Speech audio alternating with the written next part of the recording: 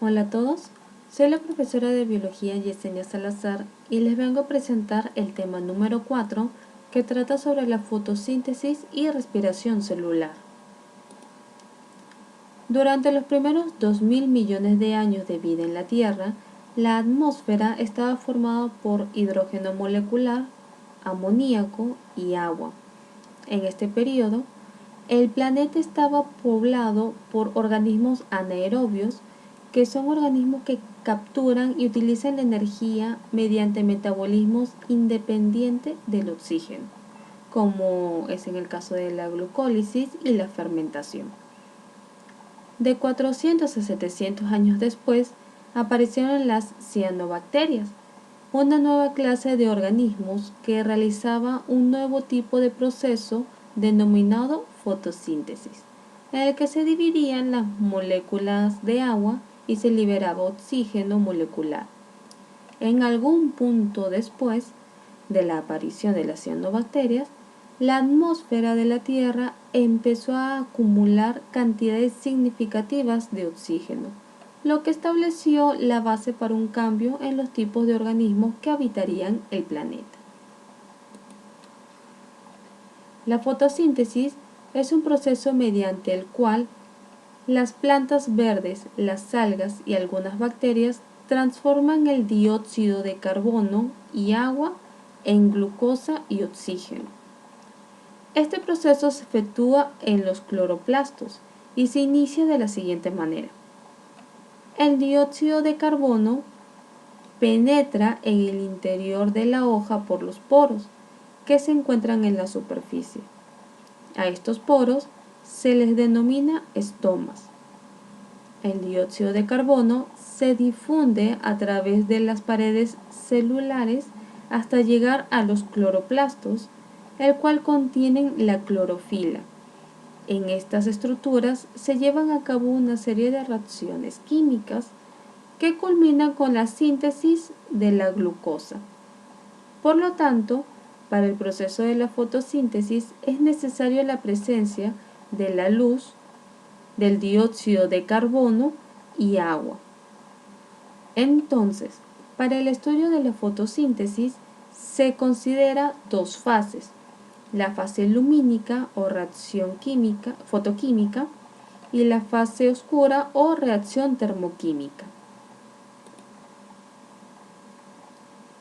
En la fase lumínica se utiliza la clorofila, el cual es el pigmento que le proporciona el color verde a las hojas y se encuentra en las membranas de los tilacoides en los cloroplastos. Este pigmento es el encargado de captar la energía lumínica mediante la excitación de los electrones de sus moléculas. Se desencadenan así una serie de reacciones químicas que producen la fotólisis o ruptura de la molécula de agua.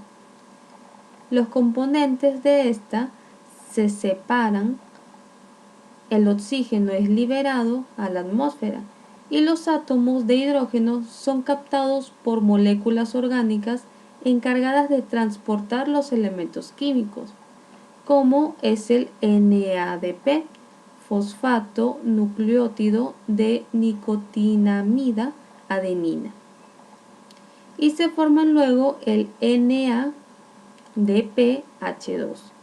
que será utilizado posteriormente en la fase oscura.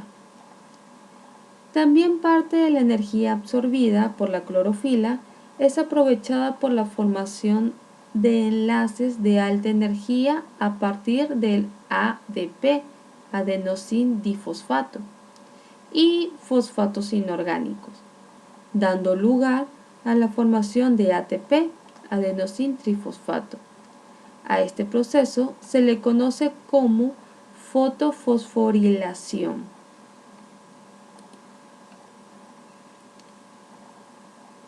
Esta fase tiene lugar en el estroma del cloroplasto y ocurre mediante una serie de reacciones que se relacionan con la utilización del dióxido de carbono.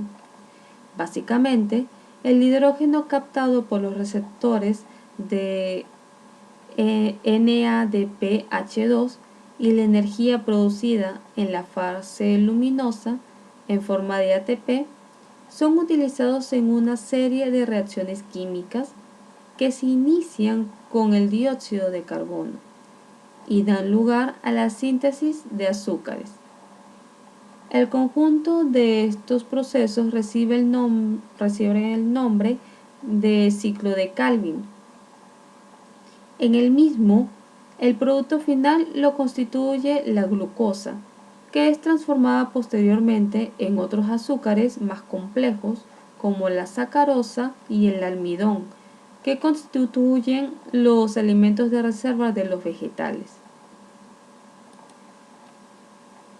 Respiración celular. Esta se efectúa en las mitocondrias y es un proceso que consiste en la degradación de la glucosa. Aquí se separan de ella los átomos de hidrógeno que luego se unen con el oxígeno para formar agua. Y los átomos de carbono se liberan para formar dióxido de carbono. Al mismo tiempo, la energía que se desprende durante este proceso es acumulada en forma de ATP. La respiración celular ocurre en 3 etapas: la glucólisis, ciclo de Krebs, ruta del hidrógeno.